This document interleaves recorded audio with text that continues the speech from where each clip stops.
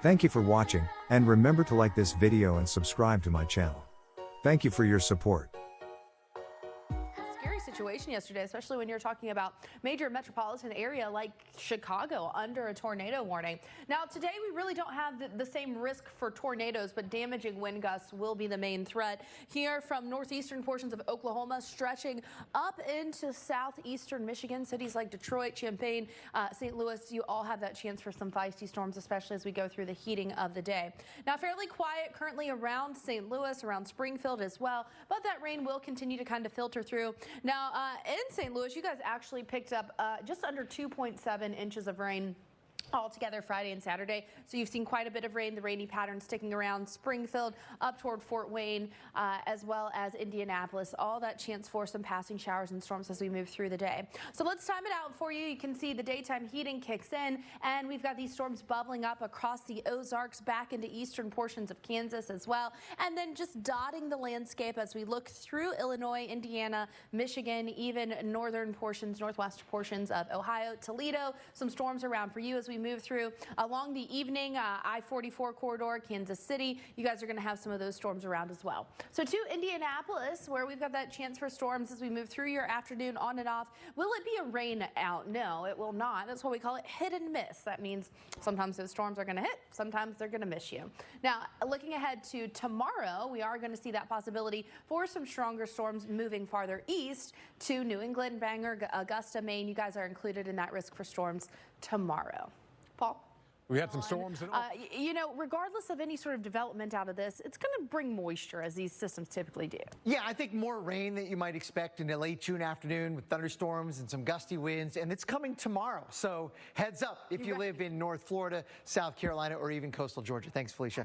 My superpower right now. I think I might head to Mexico. Yeah, I'd still go there. I mean, the weather will get worse, but I don't think it's going to be, you know, unmanageable, let's say, because we do have a hurricane in the East Pacific, and we'll be tracking that. Felicia, thank you very much. Well, we're seeing a return to...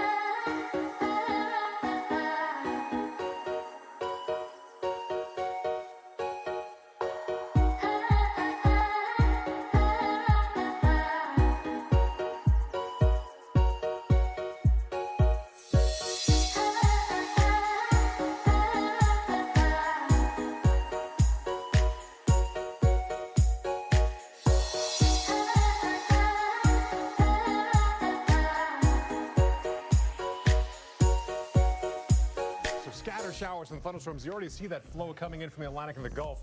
Pop-up storms, well, you know, anytime afternoon could be doused with a little shower or two. Speaking of that flow, take a look at this. We've got this steady flow of moisture and storms from the southern plains up into the Great Lakes region. Everywhere shaded in red could have some stronger storms with some damaging wind gusts as we move through the afternoon. The Northeast looks nice, right? Until you step outside and like, whoa, I didn't plan to wear this air. The heat is on with humidity.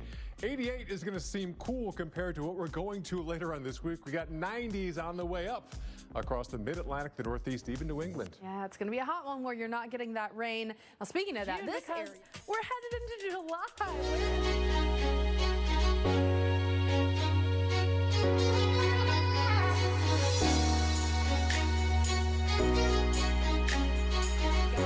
We have a chance for showers and storms again for portions of the Front Range, the plains, stretching into the Ohio River Valley today. Now, what you'll notice is we start to see the temperatures increasing for cities like New York, still very hot in the Pacific Northwest. Monday, by Tuesday, even hotter in New York and D.C. We're talking about mid and upper 90s with a ton of humidity, but also the rain sticking around much of the same area across the central U.S. Chicago back down to Dallas on Tuesday, again with that chance for some storms. Now, by the middle part of the week, yeah, not a lot of change. The good news is in the Pacific Northwest, we are starting to see those temperatures come down a bit, but it's still well above average. The rainfall going to keep coming, so flooding could still be an issue for especially along that lower Mississippi Valley, across the Ohio River Valley toward the later part of the week, and the rain sticking around for much of the same areas Friday and Saturday as well. Among my area, it's been quite a messy time, which is what we expect this time of year. Now, I will say we're getting toward the end of June, and compared to last year, doesn't it feel as though this season has been a little less crazy so far? Knock on wood. Knock on wood, because we have a disturbance just off the southeast coast that's going to be bringing rain and storms in the next 36 hours. But